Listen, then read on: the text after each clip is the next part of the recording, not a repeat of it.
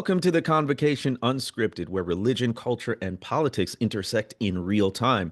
I'm one of your hosts for this episode, Jemar Tisby, joined as always by Diana Butler Bass, Hey, it's good to be back this week. Kristin Du Mez, Hey, Jemar, it's great to see you. and in absentia this week because he's flying somewhere exciting, I'm sure, Robbie Jones. So we are scholars, three historians and a sociologist who explore how religion shapes America's past and present. But there's a twist. One of us picks a topic, the rest don't exactly know what's coming. And so no prep, no scripts, just raw, unfiltered conversation. That's why we call it the Convocation Unscripted. This episode is officially in session.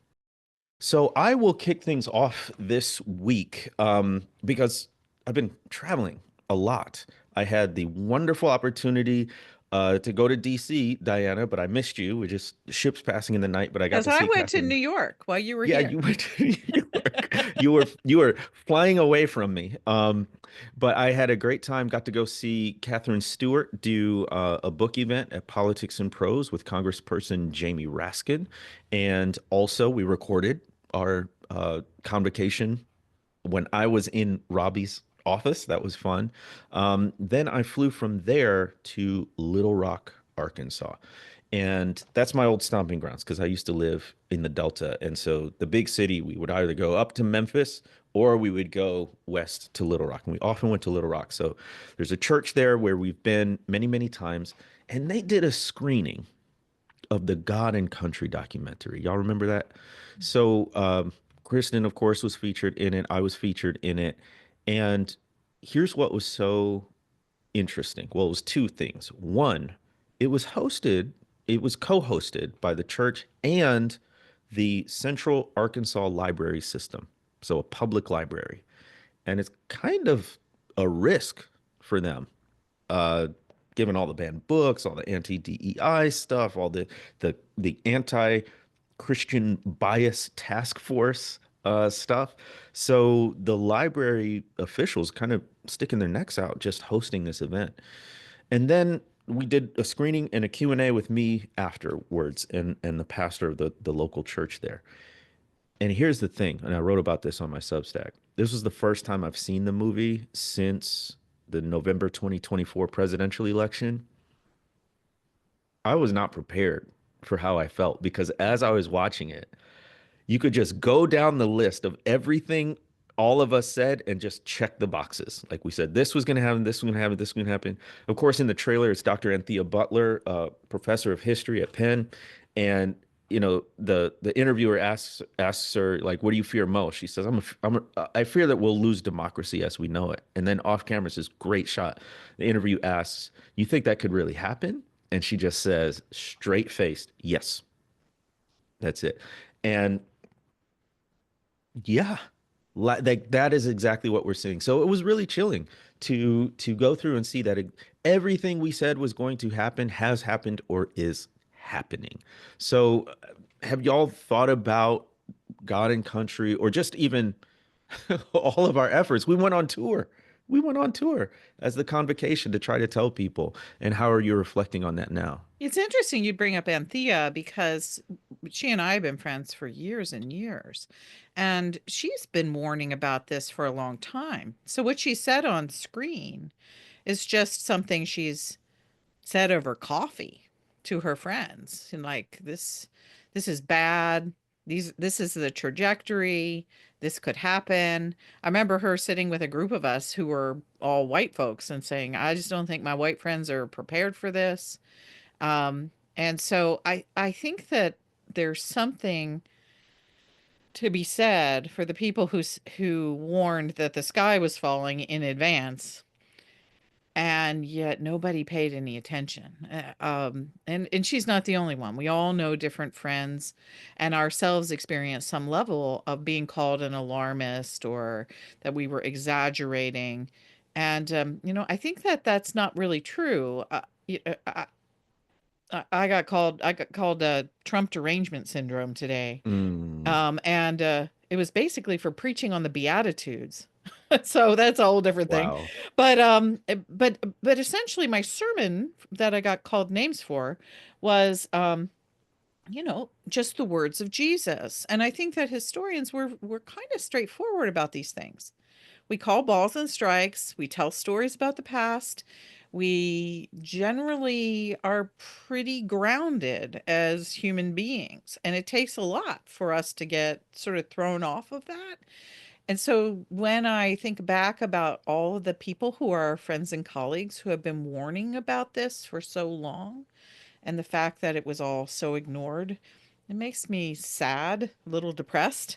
Um, and like, I wonder sometimes, could we have done anything differently, Mm, to get people's attention in advance? mm, Yeah, I've been thinking a lot about this too. And Jemar, I read your Substack on God and Country and how it felt watching it again. And that really struck me too. I haven't rewatched it since the election, but I remember sitting there being filmed.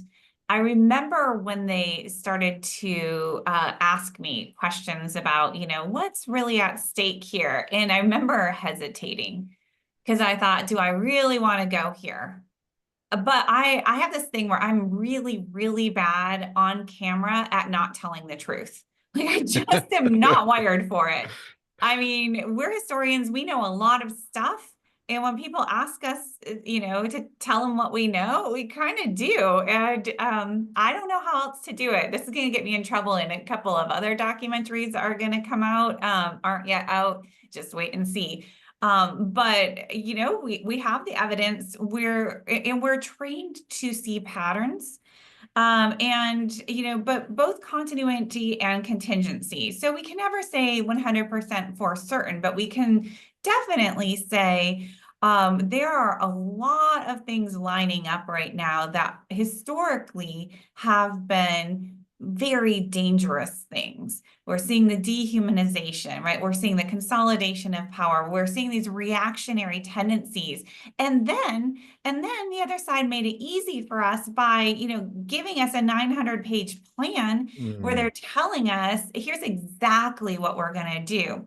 And we mean these things. And when we talk about, consolidation of executive power, let us explain exactly what that looks like. And now let us explain exactly what we're going to do with that power, right? So we've had this evidence, but yes, when I was being filmed, and I was asked about 1930s Germany, and I thought, oh man, do I really want this on camera? But we need it. We need to say what we see, and we need people to hear it. And so, I think each of us spoke with great care. My number one rule when I do these kinds of interviews is to never ever go beyond my evidence. So be mm. very clear at what it is that is historical, and then be very clear when I'm extrapolating and interpreting the data that I see to allow other people to bring different interpretations. But yeah, it's been startling to be living through these last few weeks, having essentially communicated the game plan months and even years earlier, right? We filmed that God and Country, what, maybe 3 years ago now? Yeah. It's been a while ago, so we could see these pieces falling into place. And then, yeah, maybe we could have done things differently. I ask myself that multiple times a day, and I have been for these last several years, right? Because we have evidence, we have information, we're trying to convey things, but more and more I feel that this is not really an information age anymore. Mhm. And, that's what I have to bring to the table. But, it's not really the name of the game these days. You both bring up a really interesting point that I think we should highlight. And it's fun. We can kind of geek out because Robbie's not here, so we can just geek out on history. But one of the things like folks should recognize and realize, Kristen, you said we don't go beyond the evidence. Diana, you said we're in general sort of stayed kind of folks because we've seen so much by studying history. Not a lot rocks us in a sense, right? Like we're not surprised by a whole lot because we have seen these patterns of human behavior. So when historians start to say, yo, this is different, we need to absolutely be on guard, then it is really, really serious. Like we've seen something um, that reminds us of patterns that are very grave and very dire. So we we don't often get worked up because we've seen, some awful human behavior, but what we've seen with this regime, we were warning about it years ago. And for folks who haven't seen it, God and Country talks about the role of Christian nationalism in our current state of politics and the church as well. So the other reason I think I titled the Substack, it's time to rewatch or watch God and Country. The reason why it's time to rewatch it or watch it for the first time is the specificity I think is helpful. So you hear quotes from sermons and politicians, and you can hear the Christian nationalism within it. You also go back to January 6, 2021, which Right. already they're trying to rewrite that history. And when you see the images and when you hear the voices and the crowds and it just looks violent and angry, you're reminded of how devastating that moment was. So, it's something, gather a group, ideally, watch it together, process it together. It's something that you can take, not a sort of far right, diehard MAGA person, but somebody who's maybe, interested in a good faith conversation, but still leans that way, something you might be able to view with them and have a discussion about. But it was just chilling to There see that are not uh, only were we accurate, we didn't exaggerate at all. I mean, we could have gone even further. And we took And some heat for it too, didn't we, Jemar? oh my gosh, yeah. Oh, yeah, folks need to remember like Rob Reiner was an executive producer. They latched onto that because he's not a Christian and he's yeah. liberal and he's Hollywood and all this mess. But then they tried to bash the people in it for being anti-Christian. Like everybody they interviewed is a Christian.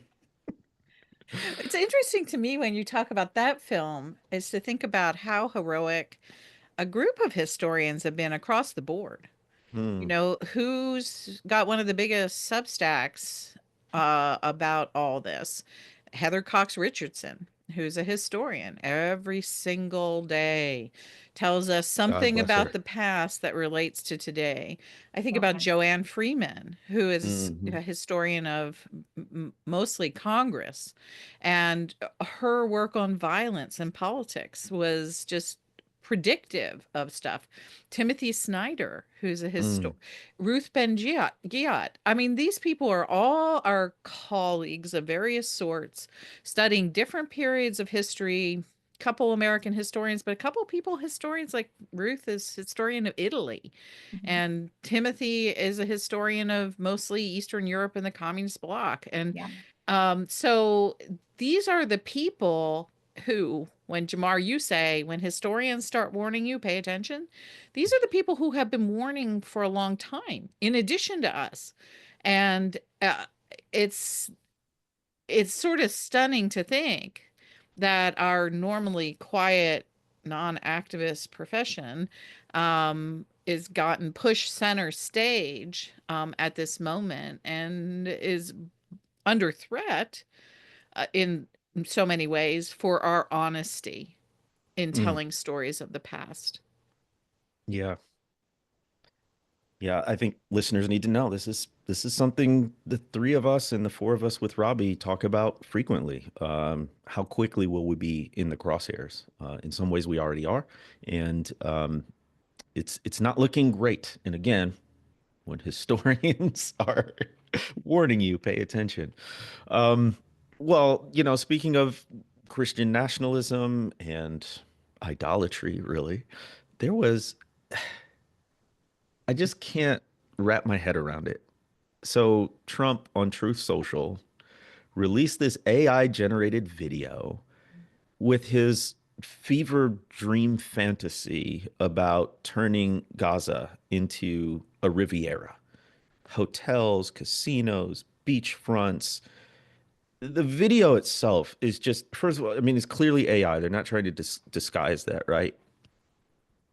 There's a golden Trump statue on a pedestal, like 30 feet tall, right? Most people, if you're listening, you've probably seen it.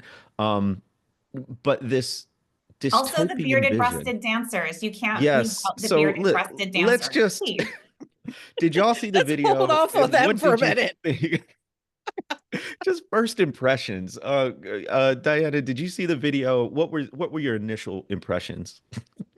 Yeah, my initial impressions were the same. I've increasingly in recent weeks thought that Trump has lost, really is out of touch with reality in every possible way. And I think that, he's surrendered essentially the powers of the whole of the presidency to Elon Musk, and that he's Mhm. just like playing president, Yes. mostly because I think he wanted to get out of, not go to jail, and that he probably likes Hail to the Chief. I mean, so he likes the accoutrement of the presidency. And so this was this video was just more proof for my thesis, Mm. is that he's having fun sitting in the White Yeah. House, tweeting all kinds of crap. And like, today he tweeted out how he was going to, go back to tariffs. And literally, the stock market had been recovering today. And as soon as he tweeted that out, the stock market fell through the floor. And I think he's just having the time of his life with power. So I guess my sort of impression then is this is his idea of what it means to be president, exercising power just however he likes. And this is fun for him. And I do think that it communicates something that he really thinks. I don't think it's a distraction in that way. I think that this is very hard for me to say. I think it's coming from his heart. Mm. I think this is the real Donald Trump. And, all the other stuff, he'll let Elon do the work. But he's just having a good time being president, and he's letting it all hang out. Unpack that real quick. When you say this is coming from his heart, what is this? And why is it hard for you to say? Well, it's hard for me to say because it sounds kind of sappy, you know. Mm. Uh, and, I just talked about being grounded and being in evidence, but now I'm talking about somebody's psychology, which is a little bit beyond my pay grade. Um, there's a lot of people saying, oh, don't pay attention to the distractions. He's just trying to distract you, stay focused on the real issues. Well, I think the real issues are that he wants an empire.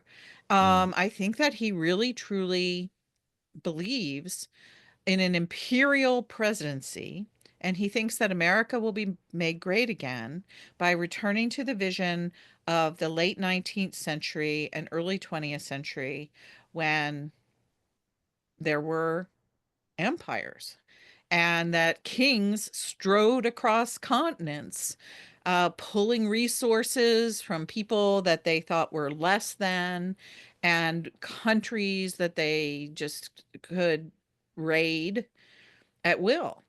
And there's this thing, I don't think I've ever shared this with you too, but in 1996, I was working for the Santa Barbara News Press and the New York Times Syndicate, and I was tracking the religious right at the time.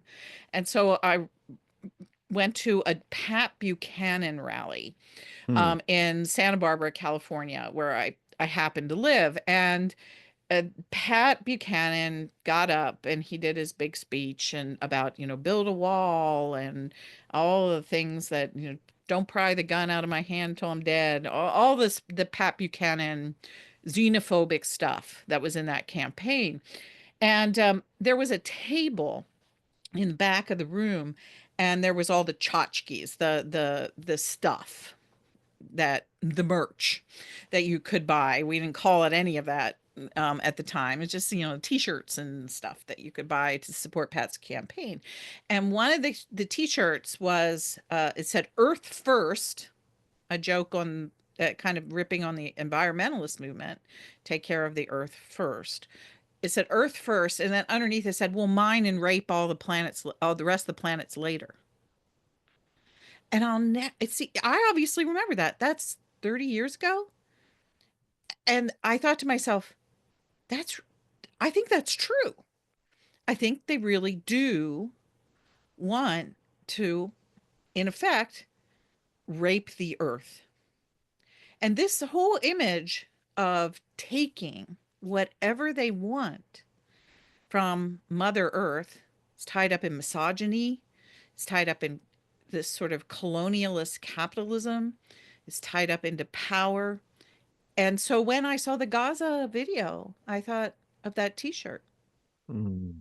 And how long these sentiments have been floating around in these circles is that, yes, it is the privilege of certain kinds of very, very powerful, wealthy men to take whatever they want from whomever they want as an expression of their power. So I think that's from his heart. See, it's not sentimental at all. Wow, Mm. Diana, as you were talking about that Buchanan rally, and that startling quote, I can't help but think, as a historian of 20th century American religion, just how important oil money was in building the Christian right. And this, uh, really fueled from actually not mid-century, early 20th century on, right? We could talk Lyman Stewart funding the fundamentals that gave the fundamentalists their name. And then we could talk J. Howard Pugh, right? And Nelson Baker Hunt. And we've got the Dunn brothers, we've got modern versions, we've got this oil money just continually fueling religious ideology that conveniently opens the doors for their extractive industries Mm. and closes the doors to any government regulations and any redistribution of wealth. And that's where we see now, before it was the oilmen that were really funding this. Also, lumber played an important role. But now, we've got the tech bros entering the chat as well. And they also share that anti-regulationist commitment. And I think that's one of the key areas where we see overlap actually between the Christian right and the new right and the kind of the Silicon Valley culture. And it's a consolidation of power. And then with power comes the right to do whatever you want. The idea that money will solve the problems, and money gives people a right to decide. So this is anti-democratic. It's about whoever has the most money, has the most power, has the most right to dictate reality, and just clearing the way for greater and greater income disparity, disparities in wealth. And and the end game is pretty apocalyptic. Mm-hmm. The last thing that I really want to hear what you two are saying about this. So the last connection here with the extractive culture, this idea of, it really is, and I don't want to be triggering, but it really is a sort of a rape. It is the idea of taking something that is not yours and taking it from the very depth of the thing that you're trying to control. It's very vile and it's very violent. And there's a kind of almost a sadistic intimacy about it as well. And that's all evident in all of this stuff. But what ties that Gaza video, it ties it to Ukraine, Mm. because what was the thing that Trump wanted from Ukraine? He wanted them to surrender mineral rights. And he wanted them to surrender mineral rights that go towards making things like lithium batteries, which are, of course, necessary for the tech industry. There's so much in this video, which was less than a minute long. But the images, the music, we can't miss the fundamentals behind this, which is this vision requires the displacement of millions of Palestinians. And for folks who think that, oh, well, but you'll build industries, you'll create jobs, you'll bring in tourists, there'll be so much money and prosperity. You're not who they have in mind as the beneficiaries of that prosperity or that wealth. It's only going to be the ultra rich. It's only going to be the tech bros. It's only going to be certain politicians, right? And the average person, even Israeli, will be left out of all of that. More importantly, what happens to the Palestinians? Now they give lip service to, oh, well, we'll rebuild and they'll be able to share in, the shift and the change there. No, no, it's not.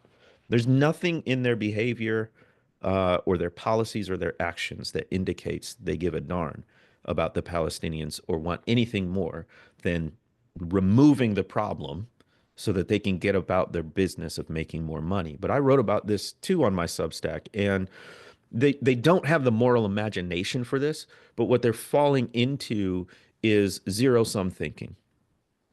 The idea that for one group to benefit, the other group has to be disadvantaged. Or if this other historically marginalized group gets its due, then that is somehow taking away from other people.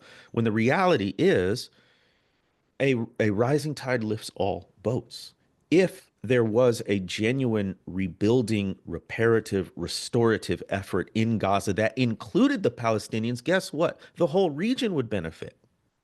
Everyone would have positive benefits, whether financially or politically or even morally, because there's a cosmic dimension to inflicting harm, especially on such a massive scale, that it's gonna mess up your society. And I think we even see this in the U.S. with the displacement of indigenous people, with race-based chattel slavery, with ongoing sexism.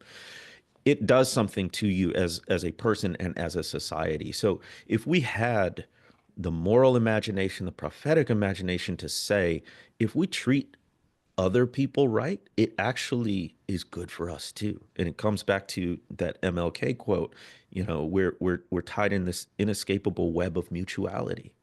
And what Fannie Lou Hamer says, nobody's free until everybody's free. So, but one more point, Kristin.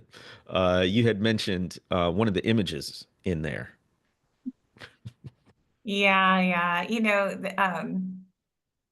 That was It's weird. That's just weird.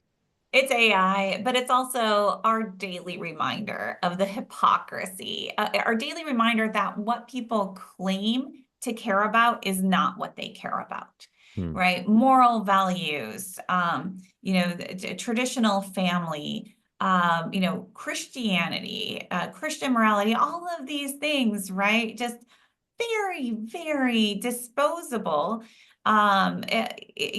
As long as whatever you're going for or whatever you see aligns with your political aims and your own power. And honestly, I am so tired of the shock at conservative evangelicals and what they are willing to embrace, because this has been a very, very long time now. And we are far past the time where we need to acknowledge that many of these conservative white evangelicals, right, do not actually value the things that they say they do.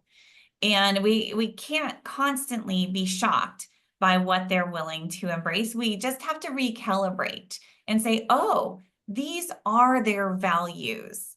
And so it's not shocking. And when they say they value these things, this is what they actually mean by it, because we have a whole ream of evidence of verifying that. And so, like, literally, we have here like a golden statue idol of Trump, and but oh no, it's just a joke. It's just a joke. Well, one thing we know about Trump is what he says in jest should be taken very seriously. Mm-hmm. Right? He's not a person who jokes because he has a sense of humor. Right? I have seen no evidence that the man has a sense of humor. Right? What he's doing is something else entirely. Right? And he is communicating, and he is conveying, and he is disrupting, and he is testing. He is testing over and over again. And he is shifting our conversation. He is shifting our realm of possibility, absolutely decimating norms. I mean, let's look at foreign policy. Could you imagine even 2 years ago, 5 years ago, 10 years ago, any random tweet that we see, policy that we are living under, it would have absolutely blown our minds, because this is all so provocative and so unprecedented and so destructive of society, destructive of the global order, and destructive of millions of people's lives. And we're just starting to see that. I'm just curious, when you talked about, you mentioned the bearded dancing ladies in the video. What is that? Is that just raw transgression? I mean, is that just like for shock value? Were there people who were upset about that in the circles that you follow? Oh, no, Either of nobody was you? upset about it. Not at all. And that's kind of the point, right? That's the, Right. so in the conservative spaces, no, nobody was upset about that. It was other people who were saying, wait, what? And you guys are okay with this, right? I think, first of all, it's just something that is a weird AI thing. And then, yes, it's transgressive, and he can get away with anything. He's made that very clear. And I think it is just, this kind of world of pleasure, of gratification, and of, talk about postmodern in terms of abandoning all values or turning everything on its head. I don't know what exactly that was, but it was a world of pleasure. Yes. Yeah, according to an NPR description, it depicts men in apparent drag dancing in bikinis on the beach, Trump enjoying a belly dancer, a man resembling Elon Musk being showered with cash in the form of US currency. And at the beginning of all of this, it showed children running out of the rubble into a world of palm trees and luxury building, and of course, the towering golden statue of Trump. So it is this world of pleasure and debauchery, right? Like there's so much emphasis on sexual purity in these right wing, but when it comes to their leaders, when it comes to their actual practices, I mean, there's so many accusations and convictions around sexual assault of people in the cabinet. And then you see Trump himself with a scantily clad belly dancer, and right-wing Christians just like, that's okay. I mean, we preached for 40 years against this stuff, and had purity rings and all these things, but it's perfectly fine as long as we have power. And let me put a finer point on the power piece. This feels to me like the resurgence of eugenics and race science. That Right. there are a superior breed of people who are supposed to be in charge of the world, and they will use every bit of money and political leverage they have to clear the way of anyone they deem inferior, so that they can rule the earth as they were biologically, even divinely intended to do. So they really feel like they have some sort of divine and or biological right to do these things, which is part of the horrificness of all of this mess. Jamar, You did you read the article in the Post? It was I mean, for all the problems of the Post, there are still some We'll talk good about that in a second. investigative pieces. But the article on pro-natalist movements. But I know Oh, that yeah, I'll send concept. it. I can send it to you. But the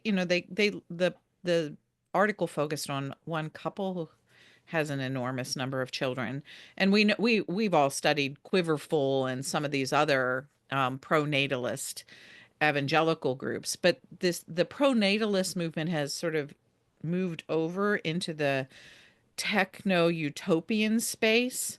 And so this was focused on a couple who were not fundamentalist Christians, who instead were influenced by tech utopianism. And Mm, in the article, they literally said exactly what you said. They did not hide it. They actually talked about their commitment to eugenics, mm, and that they were breeding at the numbers they're breeding to create a superior race, and that their goal was actually to aid that breeding with technology, and that they would create a race of people who would rule everyone else. And in the article, they literally said to the reporter, and you will like it. When we take over and when our people are in charge, you will really like it. We're going to for your own create good. just the world that you have always dreamed of. I have not read that, Diana, but I've been tracking the pronatalism in these spaces, both in the Christian right, and also you're absolutely right. It meshes with what we see in the tech world. And one quick comment, Jemar, when you said debauchery, yes, and you talked about within the administration and Trump himself. Let's also talk about what just happened today with Andrew Tate, right? Right. So welcoming in rapists and Sex traffickers. bringing them into this country, and so we're keeping migrants out of the country who are fleeing for their lives. Just kicked out an Iranian Christian woman who came here for her own safety, and she can't stay. But we're bringing in Andrew Tate and his brother, right? So this is where we're at. But with the pronatalism, Diana, it's watching Musk and last week with Ashley St. Clair, and watching him parade around in other of his children, and just how many he has. It's hard to keep track, and who really knows. But this is part of that eugenicist pronatalism. And what was really fascinating to me was to see last week conservative evangelicals responding to that with very mild slight, disapproval is perhaps even too strong. What I saw was, essentially, it would be even better if he were married to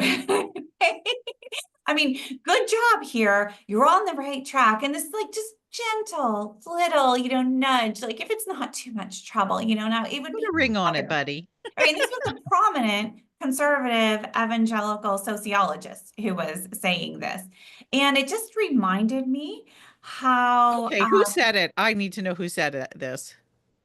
because I didn't give it an exact quote, I will message you with who said Oh. it. It's the person it is the person you are thinking of. I will tell you that. Okay.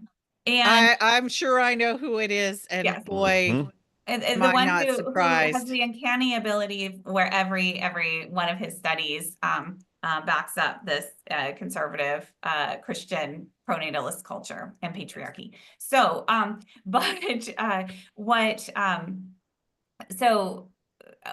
reminded me of a longer history of family values evangelicalism, right? If you followed the work of let's see, Audrey Farley came out with a piece on this a few years ago, tracing James Dobson's early training back to a prominent eugenicist, Paul Pocono. And in mid-century, eugenics was like all the rage, right?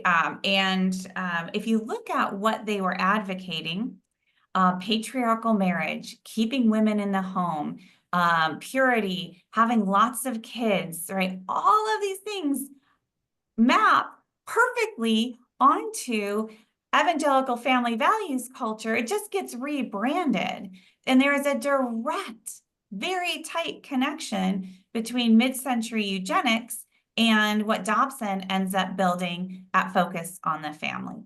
Right. And so what we now call family values, and this is a helpful history to keep in mind, again, getting back to this point of hypocrisy, right? They were like, how could they? But they care about these things. Well, let's look a little bit deeper into the history of, we just take at face value this idea of family values, and then read into it what we assume they must mean by it, all these good and lovely things. No. We have to go back and understand the history. And then there's a darker side to all of this. And that is what is coming through these days. And so it's not the disconnect or the hypocrisy that it may appear to those of us who have assumed better intentions. I feel like slimy after talking about all of this. It's so, ugh. Well, it's really interesting, though, because this has been one of the attack lines against mainline and liberal Protestants, the people who are in my crowd, is that one of the smear lines that has come from conservative Christians towards the mainline is, oh, you people were all eugenicists. And what you just said, Kristen, is absolutely true, is that a huge number of white elite people at the end of the 19th century were indeed eugenicists. But the difference between what you're describing and the mainliners I work with is the mainliners repented of it and have been trying to do better. Right. In the early 20th century, right, certainly. Yes. It's not that there were no evangelical or more conservative Protestant eugenicists. There were, but the more progressive folks led the way. The social hygiene movement, absolutely, right? That not going to sugarcoat that at all. If you Right. look at the early kind of family planning and the abortion, birth control movement, right, absolutely wrapped up with eugenics. So much of this, I mean, there's so much to be said. I cover a little bit of this in my first book. Preaching Eugenics is a book by Christine Rosen that covers this very well. That is real history, but you're right. Then you can repent of that and seek to undo that and make sure that you do not fall into that trap again. And what we have is subtly some conservative evangelicals, and not just evangelicals, maybe I should just say some white conservatives, have kind of taken that up and are running with it.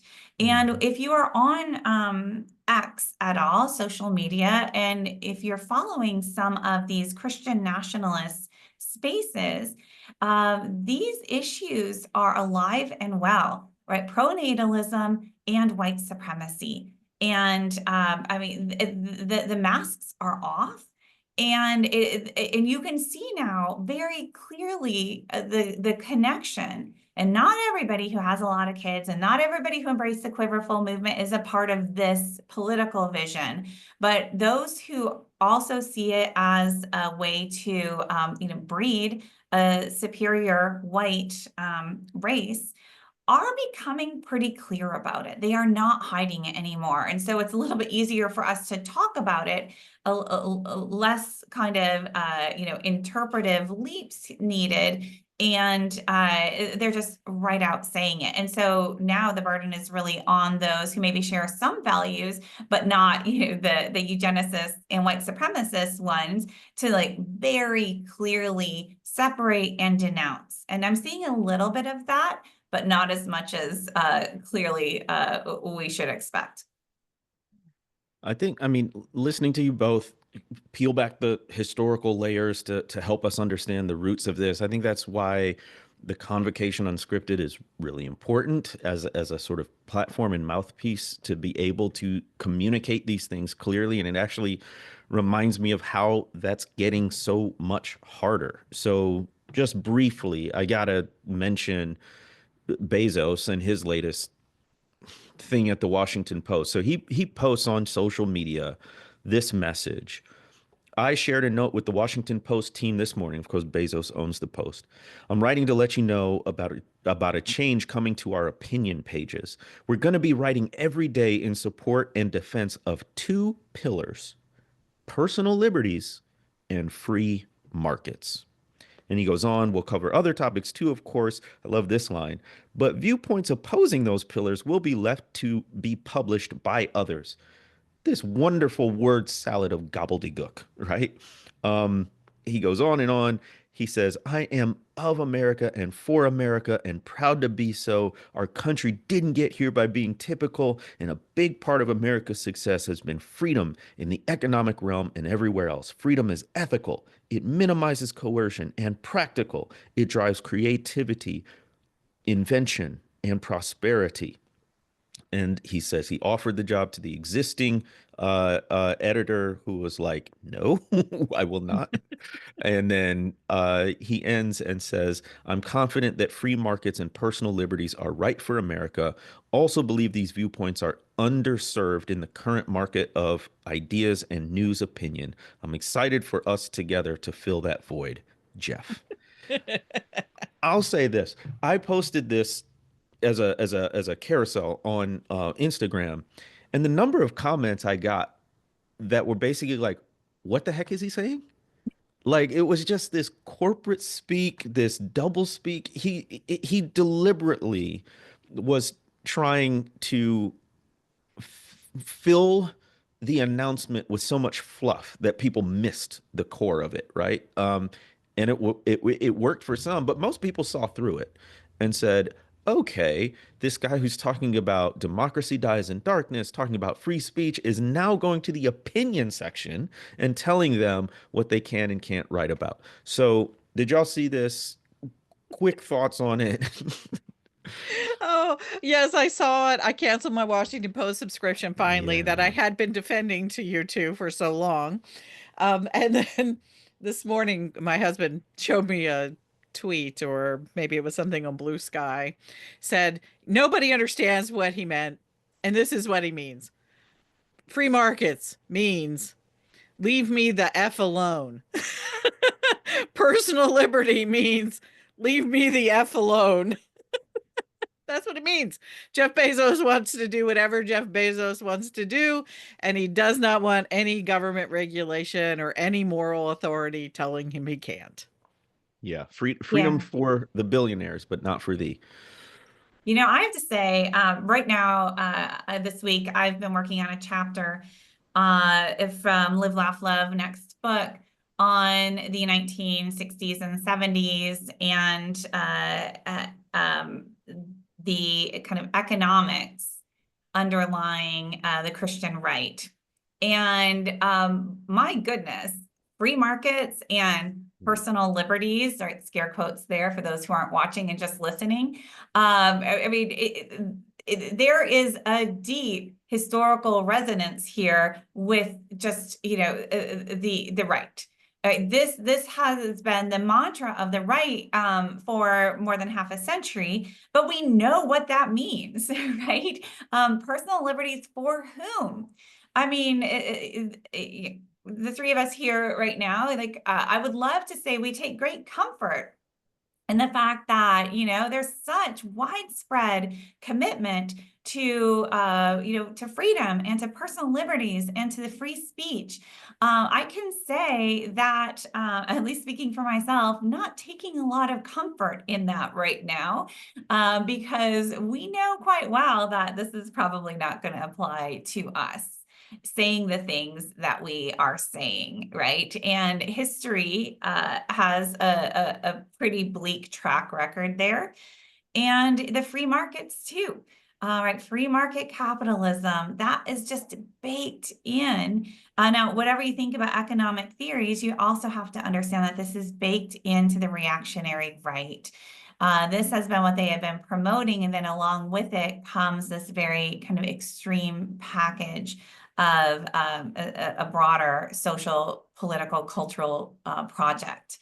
And the free market also means amassing enormous amounts of power in the hands of a few, which every scholar of democracy says is 100% leads to the erosion of actual democracy, right? Democracy depends on individuals actually having a voice. A small voice, yes, but there are a lot of us, but having a real voice in structuring government. What we see now is, oligarchy, right? We see that the average person is having less and less power available to them, and at an enormous rate, right? The balance is tipping over to those with an exceeding amount of power already. And man, I guess kind of go back to human condition, but part of me just keeps wondering, like, how much is enough for these guys? Like, they've got really good lives, and they could also do an immense amount of good with the power that they have and with the money that they have. And it just kind of astonishes me that, people who have so much are still so obsessed with making sure that they get even more. It's just really astonishing. This is where Calvinism might be right. Yeah, it's what I fall back on. So I'm giving you the point, Kristin, for Calvinism right now. It's called sin, man, and it's a lot of it. Listen, we got to bring back that language because what we're seeing is so blatantly evil. This is unrestrained greed. This is avarice in the old language, right? I have a friend of mine who's a financial advisor. He deals with folks who have millions and millions of dollars. One of the things he said is that really wealthy people are bored. Like they won the game. There's no other mountain to conquer. And so then they start looking for other stuff to sort of occupy them. Well, can we annex this country? Can we fly a rocket to Mars? Can we make it a money-making endeavor? Can we explore the depths of the ocean? Right? All of this stuff because they're bored, part of it, right? Like that's not the only, but it's like, how much is enough? I mean, when you don't actually have meaningful things to fill your life that aren't material, you start making up stuff to do. And unfortunately, when I don't know if it's a factor of the wealth or the kind of person it is, or the combination of it is, what they're coming up with is nefarious. So we've covered a lot of horribleness. But let's end with some words from our mutual friend, the Reverend Dr. Kelly Brown Douglas. She published an article in the Religion News Service. Kristin, you shared it. You want to tell us about it? Yeah, I wrote about this on my Substack today and contained a lengthy excerpt because I mean we all know and love Kelly and just such great respect for her wisdom. And so I absolutely loved this piece that she wrote in Religion News Service. And I just wanted to share here a quote or a few of her words. She starts her piece with a quote from Frederick Douglass. Find out just what any people will quietly submit to, and you have found out the exact measure of injustice and wrong which will be imposed upon them. Find out just what any people will quietly submit to, and you have found out the exact measure of injustice and wrong which will be imposed upon them.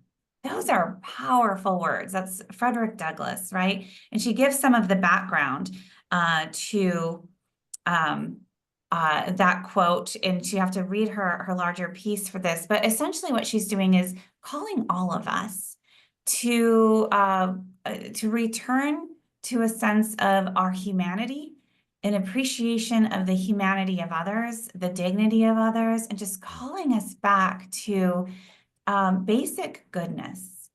And, you know, this afternoon I was reading about the repercussions of withdrawing foreign aid, right, U.S. aid, and the numbers are starting to tally up in terms of malnourished children who are not being fed, who are going to die, who are suffering right now. We have word of an Ebola virus breakout. We have so many 15,000 people dead because they weren't able to access the HIV medicines. HIV, yes. In a program that was established by George W. Bush, which might have been the best thing he did in his entire presidency. Is so many children, the world's most vulnerable, right? Yeah. If you know, you think in terms of innocence, my goodness, right? But the world over right now, the suffering is starting to just collect, right? And we are complicit in this.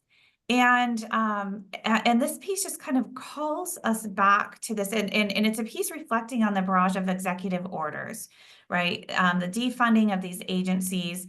But she says that they represent a set of values that dishonor our democracy and our humanity. That's what's happening now.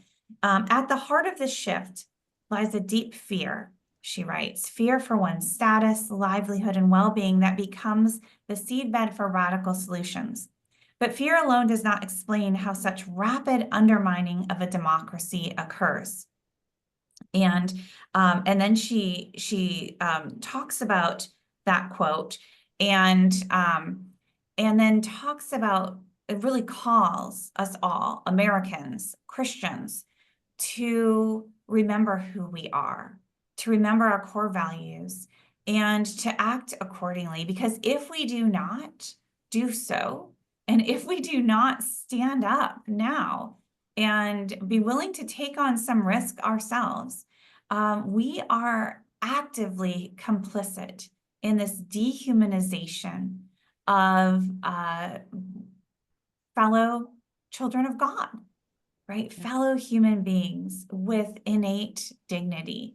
So it's a profound call for us to love, for us to refuse to be complicit in the dehumanization of our fellow beings, and to guard our souls.